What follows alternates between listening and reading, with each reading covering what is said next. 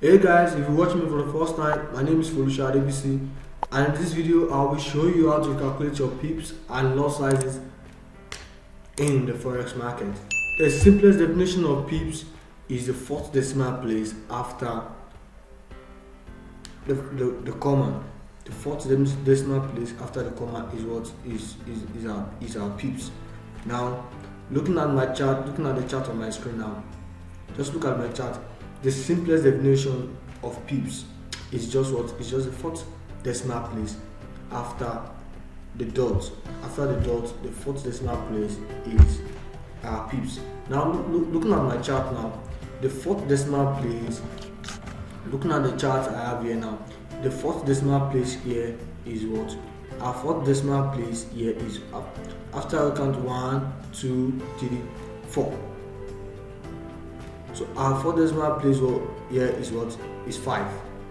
Therefore 5 is our what? 5 is our pips in this pair. In this chart, 5 is our pips. Not chosen, rather. 5 is our pips. Let's count 1, 2, 3, 4. So 5 is our pips. So now, how do you calculate pips? Now, good. Now, using the GBP USD as an example now, how do we calculate pips now? Okay, let us assume in this market now we are actually buying at this price. Now, what price are we buying? You can see there's buy here. Now, what price are we buying here? We are buying at 1.35507. That's the price we are buying, and we are going to exit the market at this price, which is 1.36656. We are buying at this price, we are leaving the market, and we are closing the market at this. We are closing the trade at this price now. We want to buy at this price and we want to sell at this price. How do we calculate the pips we are having from our buying price to our selling price? Now, simply what we're going to do is we are going to take our selling price, which is 1.36656. We are going to take our selling price, then we are going to subtract the price at which we bought the pair. We bought the pair at this price, 1.35507, and this is it. Now we subtract the two from each other, and the result is 0.01149, and that's what we got here. And then our pips is now what? Don't forget I said pips are calculated as our fourth decimal place. Now let's move it. We have 1, 2, 3, and 4. So our full stop will be what? It will be between 4 and 9. Now that's how we came about 114.9 pips. So that's our pips. This is our pips. Between this buying entry and the selling entry, we are having 114.9 pips. That's our pips here. 114.9 pips. That's our pips now. Now let's take another pair as an example. Yeah, we are using NZD USD as an example here again. Now this is a selling market. Now we want to enter a sell entry here. We are going to enter a sell entry from what? From which price is 0.69702. That's the price where we are having our sell entry. So now we are going to exit the market at what price is 0.68792. Now we are going to pick the highest price between the two. Pick the highest price now. Then we subtract the other price from it, and which is 0. We are going to pick. We are picking our selling price. Then we subtract our exit price from. We're going to remove it from our selling price. And when we did the calculation, we had is 0.0091. Then I told you something. I said our pips is what? is our fourth decimal place. Now we move it now. 1, 2, 3, 4. Now our dot is coming behind this one, and we have what? We have 91 pips left.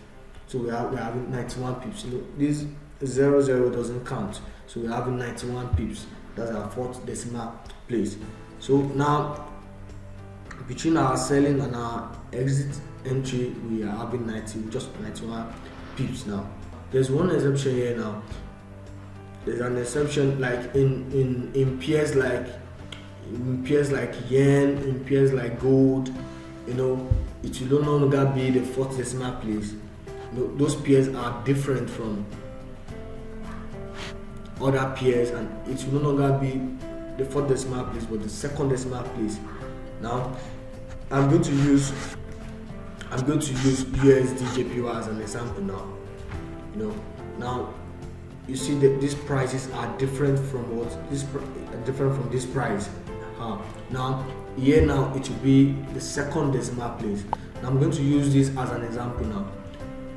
Now looking at this, we're buying at this price now. We're buying at this price now. We want to buy from this price, which is 110.868. We are buying at this price now, and we are going to exit the market at this price. I mean, we are going to sell the market at this price, 113.408. 113.408. Now, how do we calculate the pips here now?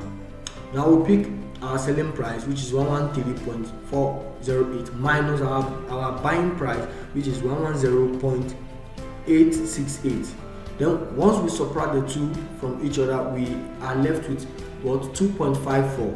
Now I said our pips in pairs like yen, in pairs like gold, our pips is what? Is the second decimal place. Now let's move it. Now we move it 1, then 2. Now our dot is coming behind what? Is coming behind 4. We are left with what? 254. So our pips here is what? 254. That's our pips here. Between the pairs of USD JPY, that is our pips. That's our pips here. Now finally, that's our pips here. Now what do we mean by lot sizes? Lot sizes are just what? Lot sizes are just the size we use in executing each of our trades. Now, okay, I want to make an entry now. What lot size am I going to use to make my entry? That all depends on how much you want to risk. It all depends on how much you want to risk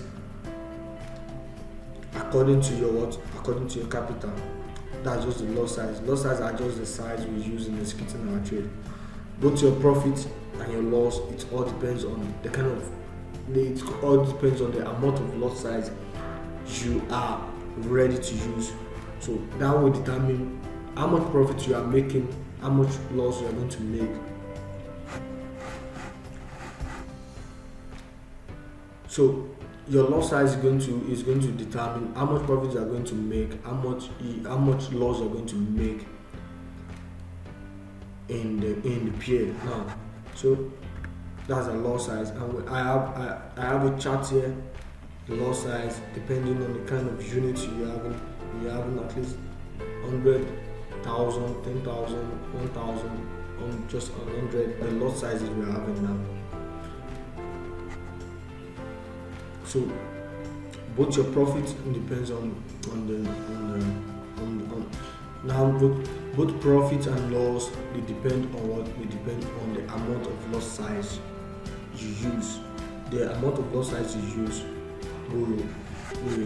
is going to what? The amount of lot size you use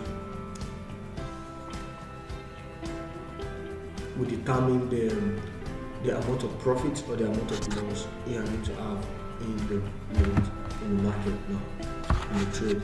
So don't forget to use the comment box. Don't forget to use the comment box If you have any questions, make sure you subscribe to my channel so you won't miss out on my coming videos.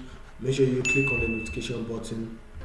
Make sure you watch my recommended videos, and thanks for watching. See you in my next video.